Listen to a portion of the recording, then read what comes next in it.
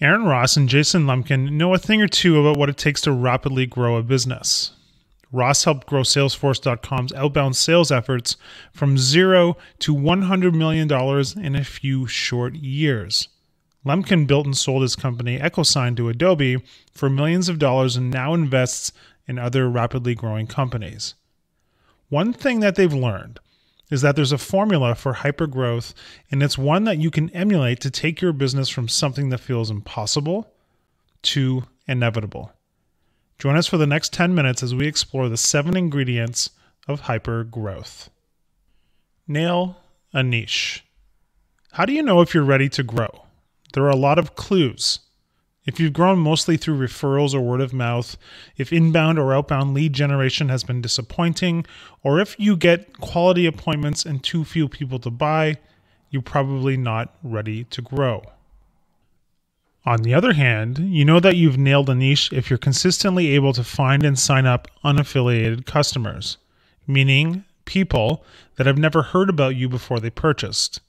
If you can get just 10 of them, and now they are paying you profitably, you can grow. Because if you have 10, you can definitely get 20, and then you can get 100. And as the authors say, your 1,000th customer will be likely just like your 10th.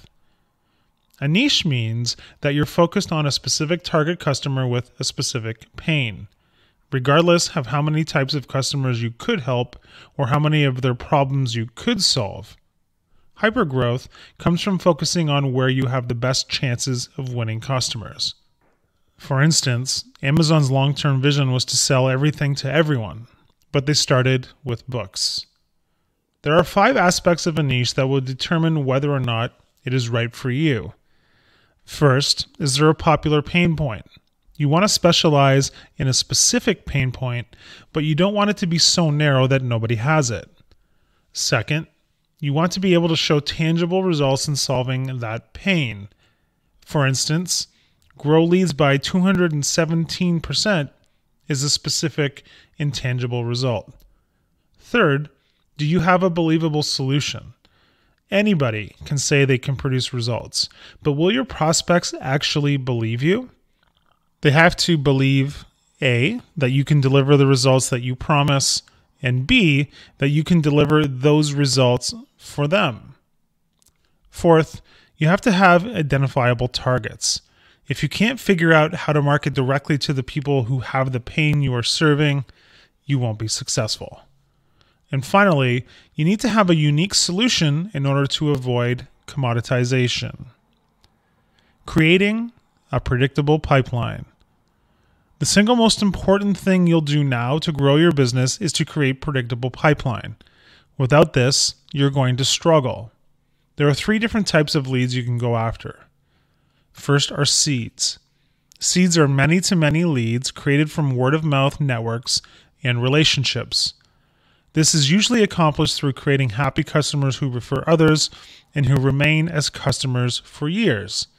Some companies, like Dropbox and Slack, have been able to grow like wildfire by word of mouth.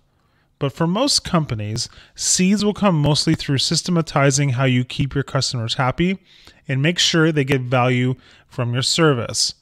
Then, they generate more referrals and lower churn rates. The second is nets. Nets are one-to-many marketing campaigns, including what is now referred to as inbound marketing, creating content to attract leads to your business. Companies like EchoSign, Hubspot, and Marketo have all driven $100 million plus businesses, mostly through this strategy. While there's a lot of great content online about how to create great content, make sure that you get the following few things right. First, start with your customers' buying stages. Make your content valuable by helping them consider, decide, and buy. An easy way to think about this is to break it down into 3 stages. Early, which focuses on why customers should care about your business. Middle, which focuses on how to implement your product or service in their business. And finally, late, which is where they will be choosing the right vendor. Here, you focus on why you are the right choice for them. Second, the quality of your content needs to be high. This doesn't mean that your production values need to be high, but that it needs to be uber valuable to your target audience. Actively find out about the pain points of your target audience, because they can change over time, and create actionable content for them. The more detailed, the better. And third, test, test, test. Don't just blindly continue creating content without looking at the results it is producing or not. Your ultimate goal is always more sales, not blog comments or retweets or Snapchat engagement. And finally, the third, spears. Spears are targeted outbound prospecting or business development campaigns. Usually a human is involved, working through a targeted list, calling, emailing, or using any other techniques to help them make contact and get appointments. Outbound works when you have 4 conditions in place. First, you can sell deals that are large enough to be profitable, usually $10,000 to $20,000 in lifetime value or higher. Second, your value proposition is easy for a prospect to understand and say yes or no to. Third, you are different than your competition. And fourth, you're not trying to replace other people's stuff. Unseating an incumbent is hard and in many situations impossible. For a detailed look on how to do outbound prospecting the right way, check out our summary on predictable revenue, the precursor to this book. Making sales scalable. Once you've hit your niche and can profitably generate customers, it's time to scale your sales team in order to take things to the next level.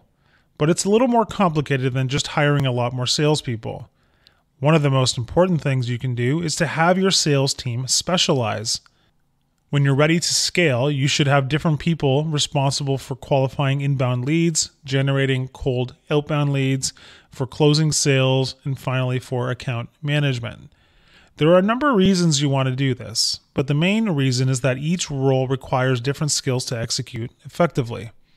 Even if you do have a salesperson who can do all 4 effectively, the authors find that 90% of salespeople that multitask end up doing a poor job in all 4 areas. Another piece of advice for people just starting to ramp up their sales teams is that you should always start by hiring 2 of them. If you only hire 1 and they fail, you'll have no idea why. Was it them, or was it a problem with the product? Similarly, if you only hire 1 and they succeed, you'll have no idea why. Hiring 2 increases your chances of learning why things are succeeding or failing. For those of you who are already in hypergrowth mode, you'll need to make sure that everything in your sales process is a system. You simply can't grow if your salespeople don't follow a repeatable process that you know works. You won't be able to hire and train people quickly enough. Double your deal size. The authors point out a painful truth. It's hard to build a big business out of small deals. Small deals can get you started, but big deals are what drives growth. In order to accelerate growth, you should keep this rule in mind. Work on doubling your average deal size as much as you work on finding and closing twice as many deals. One way to do this is to start thinking of your product or service as a solution and not a tool. Too often, companies set a price for their product based on either A, what they think a fair price is, or B, using a cost-plus model. If you instead thought about what value you can bring your biggest and best customers, you can most likely start charging a multiple of what you are already charging. Of course, this assumes that your goal is to build a large business. It's a lot easier to get to $100 million in annual recurring revenue in an IPO on the backs of enterprise customers who can pay $100,000 plus a shot. Do the time. Here's another painful truth. No matter where you are right now, it's going to take you years longer than you want to get to where you want to go. If you want to succeed as an entrepreneur, especially one looking for rapid growth, you need to embrace frustration. In fact, you'll probably need about 24 months just to get off the ground. The authors suggest that you are most likely going to fail if you don't commit to spending 24 months to achieve initial traction. On top of that, you'll need to fully commit yourself to your business. You don't need to be in the office 24 hours a day, but you do need to commit to obsessively thinking, worrying, and stressing about how you're going to do the impossible. You'll be thinking about work at night, on the weekends, and when you're spending time with your friends and family. While the rewards of creating a hypergrowth company are large, riches, early retirement, world domination, it's far harder than you could ever imagine, and never plays out like you thought it would in your head. They say that the hardest part about entrepreneurship is not managing the business, but managing yourself. Make sure this is really what you want to do. Embrace employee ownership. Now that you're sure you want to do this, it's time to talk about creating an ownership culture in your business. Without it, you won't succeed. To figure out if you have an ownership culture, ask yourself the following question. What would happen if you took a 2-week vacation unplugged? If the answer is complete and utter chaos, you've got a long way to go. Keep in mind that your employees don't act like owners because they're not truly owners. You're not going to get everybody to act like an owner. There are 4 different types of employees in your business right now. As you read through these types, keep in mind that your job is to try to get as many people as possible to look like mini CEOs and careerists and less like clockers and complainers. Number 1 is the mini CEO. They have high motivation and high agitation. This person is naturally frustrated by everything and will look for ways to try to make things better. They're a pain to manage, but can also lead to big breakthroughs for you. Give these people large challenges to bite into and try to minimize the amount of bureaucracy they need to deal with. Number 2 is the careerist. High motivation, low agitation. These people are content to climb the career ladder.